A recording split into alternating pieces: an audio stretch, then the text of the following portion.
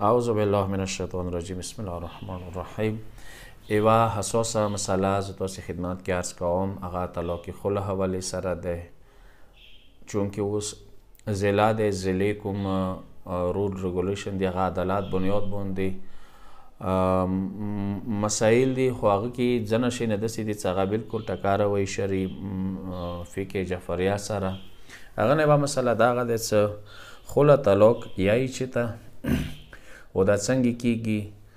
اول خدا څخه خود طلاق یو منفور شای ده، نفرت اوار شای ده خداوند عالم سره چې طلاق نه عرش لړزیږي.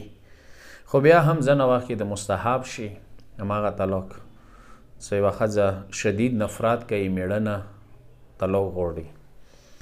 نو یوه مسله دغه دی چې کسه دا مهمه مسله ده چې خله طلاق کې ښځه شوهر نه پیسو ډیمانډ نشي کولی.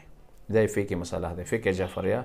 چونکه امام صادق علیه السلام، اهل بیت علیهم السلام، محمد و آل محمد منی، قرآن و اهل بیت معارف حقایق منی، هغه ښځه په کار دی دغې خبرې باندې پوهه وي چې کله خله طلاق غواړي یا ته و شوهر نه پیسو ډیمانډ کوي شرعي طور باندې ته نشي کولی، چونکې ته د طلاق غواړي. بلکې الټا خله طلاق کې شوهر ښځې نه پیسو ډیمانډ کولی شي، چونکې ته اوس مونه په چی نفرت کوي، په چی مونه طلاق غواړي، اما واده خرچی شوي دي، څه شوي دي، ولټه شوهر کولی شي. خو ځنه ښځې داسې دي چې یو ځنه خلخاني داسې دي، هغه جلکۍ پلار دی، جلکۍ ورور دی، فیملی والی دی، هغوی پوهېږي چې یاره مثلا خله طلاق کې موږ د شریعت پیسې نه راکوي، نو بیا ځي عدالت ته.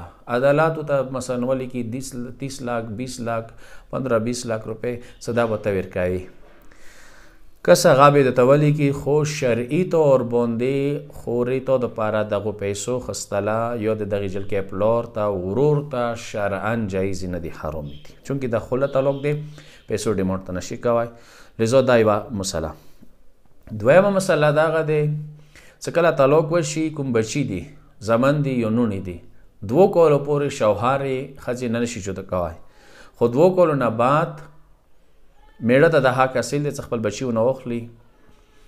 خو اوس داسې مسایل شته چې بچیا نه ورکوي ښځه، طلاقه ښځه غواړي پې بچیا ځان ته کوي، دا شرعا جایز نه دی، حرام دی، دا بچي دي نه کیږي. لہذا دا دویمه مسله شوله. عدالت که دیر کیا، وکیل که تو ته کیس وګټي، هم فقه جعفریه سره جایز نه دی. 2 کالو پورې بچي تو سره دي، 2 کالو نه بعد به ته دا بچي ورکوي. که کومه خرچه شوي دی، که چیرې بچي تو ته شوهر پرېښلي دي، مغه اجازات سره وي، که یورې تو په زوره ته نه بوتلي، هغه بېله خبره ده. نوره دا بچي شوهر کېږي دغه باندې پوهوي چې مثلا یو جلکۍ پلار به زور شمشیر، مثلا به زور عدالت، مثلا به زور وکیل، مثلا هغه غواړي دا بچي ونه اپنو کړي، شرعا یې نشي اپنو کوي، دی پلار دی. دریمه مسله دغه دی چې طلاق څنګه کیږي. کسه طلاق ایمو فقه جعفریه کې سخت دی، نکاح آسان دی، نکاح ته ګواه ضرورت نشته. که یو مولانا ښځې نه او جلکۍ نه او وړکې نه مثلا واک واخلي، یو جلکۍ پلار نه واک واخلي، که چیرې هیڅوک نه وي موجود، صرف مولانا صاحب بیله موجود وي، نو هغه که نکاح صیغې ولولي ټلیفونه باندې وي، هغه نکاح کیږي. خو طلاق دا شی نه دی. طلاق دپاره باقاعده 2 عادل ګواهان وي. شوهر په کار د چوک وکیل جوړ کړي، مولانا صاحب، هغو 2 عادل ګواهانو روبرو، خو هغه عادل ګواهان واقعا هغه عادل وي، هغوی روبرو طلاق صیغې جاري شي. او ښځه هم په کار دی که چیرې هم بستري شوي دی، ښځه په کار دی بیمارۍ نه پاکه وي. لذا ځنه وخت کې د موږ ته ځنه دا خبرې رسېږي چې نه موږ ته عدالت نه طلاق میلاو شوی دی، موږ ته خله میلاو شوی دی، لذا 3 میاشتې د بعد مو بل ځای کې واده کولی شو، نشي کوی واده. دا واده شرعا جایز نه دی، تو طلاق نه دی شوی.